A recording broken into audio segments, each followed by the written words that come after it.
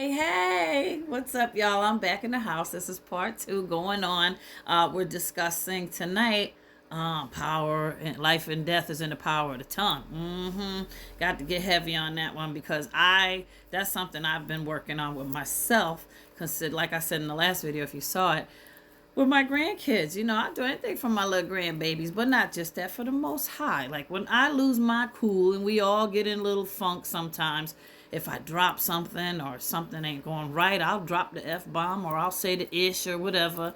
And I'll have a little road rage or whatever here and there. I don't be meaning none of that stuff. But as you get older, you get these kinks and you ain't feeling good, especially with this shift going on, you're liable to just be like, ah. So that's why y'all hear me. I'll do that. I'll do that now. That's what I've been working on is to stop it. But and so yeah, that sounds funny. I laugh it off when but listen, that's what I got to do. That's what I got to do. I'd rather do that than and I'm learning. I'm feeling more now and now as more that I evolve in my close unity that I have in my relationship with the Heavenly Father. I don't need none of that stuff. I don't need to be cussing it. When I hear it now, I can't even listen. I'm so much into the Heavenly Father right now and Yahushua Mashiach. I ain't got time for none of that. And when I watch TV now, I can't even listen. I don't even watch regular mainstream TV or nothing like that because I can't. I just can't tolerate it. Like even when I try to watch some of them YouTube videos now, some of the people that just be cussing up a storm, it's like it's funny a little bit, but after, I guess maybe I'm getting older. No, that ain't it. I'm so into Christ right now. I ain't got time for it. I can't. And when I hear it, it just, filthy mouth. I don't want to hear it. It's like when I became an ex-smoker. Yeah, I smoked back in my 20s. It was no big thing. I never had an addiction to it. But when I went out on the weekends, everybody was doing it. So yeah, I tried it. And it kind of went together with a little drink when I was in my 20s. And I was in the clubs and I sang and stuff like that. But over time, I said, I don't need this mess. It's messing with my singing anyway. And I kept getting bronchitis. So it was not hard for me to leave them alone. But the same thing with cussing. You don't need it. So it's just everybody's doing it. You get caught up in it. And it became a habit over a period of my life because when I was a little kid, my daddy swore like a sailor in the house. My mother was always like, quit cussing, quit swearing. But we laughed it off. Mom's such a prude. We wanted to do what my dad did, so we picked up the habit.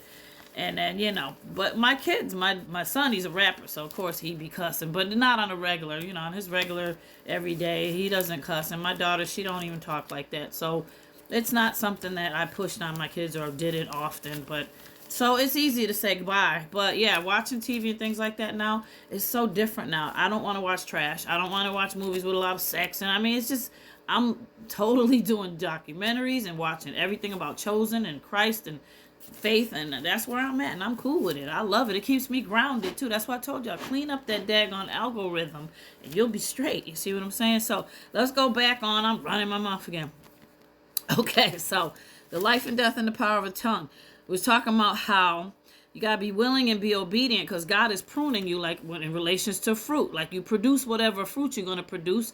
And power, life and death and the power of the tongue is the same way. What you comes out your mouth is what exactly you put in your body, all that stuff. You represent the fruit. Whether you produce bad fruit when you run your mouth and say bad things, and that's what you're going to be representing when people look at you. So you got to think of yourself as a butterfly in a cocoon, that caterpillar that turned into the butterfly. Your purpose is in God pruning you and prepping you for your purpose in metamorphosing like a butterfly in a cocoon. You can't come out too early. Like David in Psalm 23, he knew he was in a dark place at one time. He called on Psalm 23. The Lord is my shepherd and all that. Because Yah was with him. He knew it. He trusted it. When he was ready for God for him to come out, he from like the caterpillar and turn to the butterfly, you will come out too and transform and be renewed, fully armed to fulfill your purposes. You see? So, words have power, okay? I am Yah's masterpiece. Says things like that. I'm fearfully and wonderfully made. I'm a lender. I ain't no borrower. I lend money out. Sometimes we unconsciously get in these habits and speak badly over ourselves.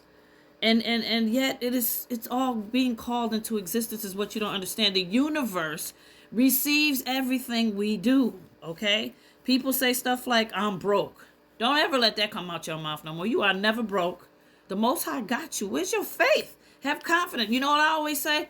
Yeah, I may not have money right now, but I ain't worried about it because the Most High always provides. That's what I always say. He always provides. I'm not worried about it because it's gonna work its way out. He always does come through for me.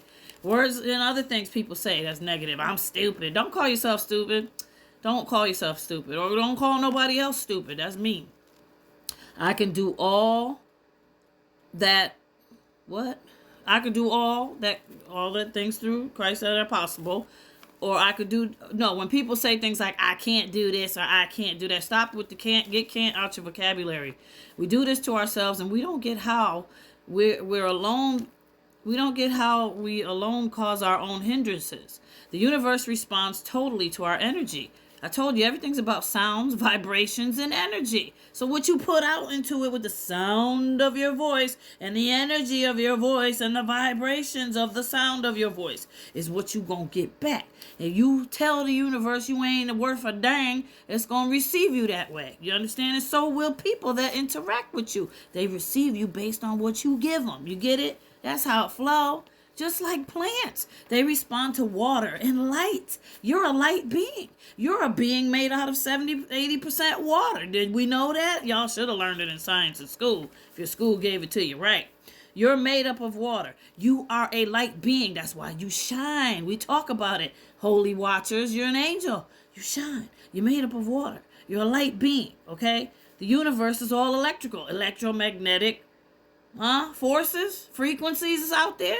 It's all up in here too. It's all around you. You're breathing it in. Everything is all EMFs and lights. And it all works together with you. And the catalyst is the universe and the EMFs. And what you put into it and out there, the Most High is the whole universe. Everything is Him. And you, it's all connected. We're all interconnected. So you must get the upper hand on controlling what will manifest and come forth out of what you do. Always. That's why we walking with y'all. That's why we got to stick with Christ and the teachings. It was made for us as our guide and manual. Don't be listening to mankind deter you away from it, because there ain't no other book on this planet. Ain't no other book on this planet aside from any other book. Like even the Quran can put you in the right direction to straighten your life out. But the one above all books that they always trying to go after is the one about Christ. Why? Out of all religions, they hate Christ. Why? Because He is the truth, the way, and the life. That's the only reason that He's only one to attack. Think about it. He leads you to prosper, protection, and better life and quality. Control your tongue. Okay? That's it. That's it. But there's more. So, in cussing and rebuking the power of the tongue, words are prophetic declarations over your destiny. You must increase spiritually to defeat the stumble. Remember this word, stumble. Some lives are in shambles because of the wrong confessions they've made, saying untruths. Speaking carelessly, undoubtedly they stumbled. Saying what you didn't mean causes harm. You got to speak life. The word of truth, the life, and will thrive within you. Increases abundance and high favor. Change your confessions and correct what you do. Control the tongue. Listen, words have repercussions and can give power to demons and as bad angels.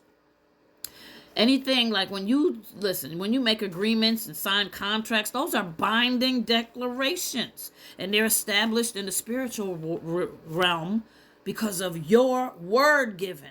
Some contracts and declarations and assignments are verbal agreements. And they're binded just because you gave your word. So your word's enough for me in a handshake. You ever heard that? Because that energy you send out there makes it binded. Change. Be mindful of your words and everything you speak of, all of it. The more you become spiritually a speaker in alliance with the Most High and the way you live right, you win. Words have repercussions. Saying something you didn't mean doesn't mean you won't reap the fruit of that you put out there. Words bind, spells. The binding is attached to spells too. So see, the English language, we talked about how tricky the English language is. So spells you can be locked in because of them. Breaking soul ties and curses and contracts need to be done in the spiritual realm. And in this realm, you can do it releasing that. When we do the intentions, your tongue as well as physical, you declare it over a release, breaking the binded and canceling with your mouth, and then send it out to the universe, releasing it. Never to come back, tenfold recompense on their head while stepping into the new you is guarding your heart and mind. Tongue silence is, if you're unsure, thinking closet.